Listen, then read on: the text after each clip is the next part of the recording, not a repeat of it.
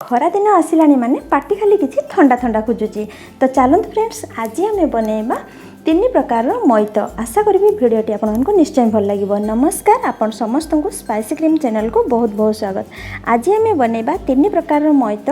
सबू बहुत जल्दी बनिकिना रेडी हो घर को कौन भी गेस्ट आसिले आपण मैंने यहाँ झटपट बनईकी रेडी करके कि आपण मैंने परिवार सहित यहाँ बहुत सारा एंजॉय करेंगे। ये जो खरा होने निश्चय यहाँ बनइबे आउ बन सारी ता भर कौ मईतटा आपको बेसी भल लगुच मत कमेंट निश्चय लिखे।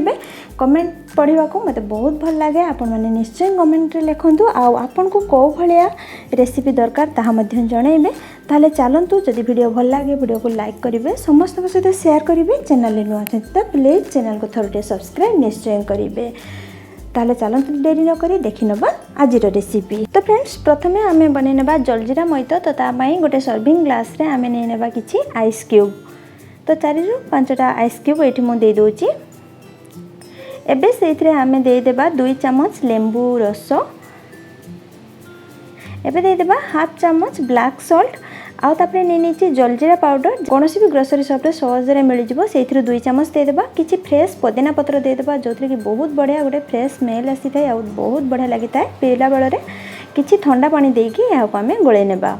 तो यहाँ खावाई बहुत टेस्ट लगी था और बहुत जल्दी बनिकिना रेडी हो जाए। घर को कौन भी गेस्ट आसतु आपण मैंने यहाँ जल्दी बनई देबे। तो बहुत कम समय बनिकी रेडी हो जाए। खावाई बहुत टेस्ट लगी था, पूरा फ्रेश कर दिए। तो पुदीना पत्र सह या आम सर्व करदेबा। देखंतु आमर बहुत जल्दी बनिकिना रेडी हो जाए जलजीरा मईत। आपण मैंने निश्चय थोड़े यहाँ ट्राए करेंगे, देखिए आपन को बहुत बढ़िया लगे।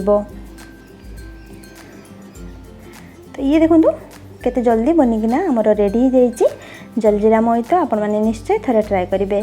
सेकेंड रे आम बनइबा वाटरमेलन मईत। तो तापाई गोटे सर्विंग ग्लास रे ये छोट छोट कर काटिकी रखिथिबा आमर वाटरमेलन को देदेबा। एबे से आम देदेबा किसी छोट छोट कर काटिकी रखी अदा जो कि गोटे बढ़िया फ्लेवर आसी था।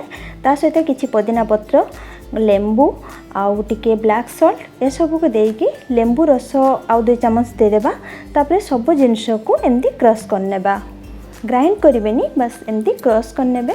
बहुत बढ़िया गोटे फ्लेवर आसीबो। आउ आपनकर वाटरमेलन एमती भी तार स्क्वीज करके सब रस बाहरी जीवो आउ बहुत बढ़िया टेस्ट आसीबो। तो ये देखंतु सब जिनस को आम एमती क्रश करने।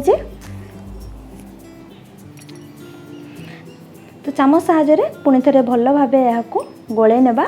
एबे इतरे आम स्प्राइट देदेबा। स्प्राइट जगह आप सोडा यूज करेंगे। जदि सोडा दौरान ताहले 2 चम्मच ये पाउडर सुगर देदेबे। स्प्राइट जेहेतु ऑलरेडी मीठा थाए तेणुक आउ ए चीनी देवार आवश्यक नहीं। तापरे आम किसी आइस क्यूब आ पुदीना पत्र सहित यहाँ सर्व करवा। तो आमर टेस्टी टेस्टी वाटरमेलन मईत बनिकिना बिल्कुल रेडी हो। आपण मैंने थोड़े यहाँ निश्चय ट्राए करेंगे, आपन को बहुत बढ़िया लगे। घर को गेस्ट आसतु कि एमती खरा दिन में यहाँ आपन बनईकी बहुत सारा मजा नियंतु।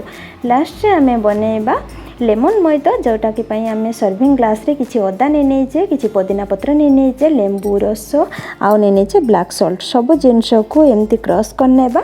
तापरे ये आम नहीं स्प्राइट। तो स्प्राइट देदेबा आउ आमर झटपट लेमन मईत बनिकिना बिल्कुल रेडी हो जाए।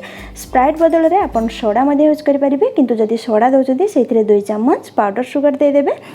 तो आम जेहेतु स्प्राइट नहीं स्प्राइट ऑलरेडी मीठा थाए तेणुक आउ चीनी देवार आवश्यक नहीं। किसी आइस क्यूब सहित यहाँ आम सर्व करवा। ठंडा ठंडा लेमन मईत बनिकिना बिल्कुल रेडी हो। आशा करेंगे आपण मानक निश्चय वीडियोटी भल लगी। या भितर कौटा आपन को बेसी भल लगी निश्चय जनइबे।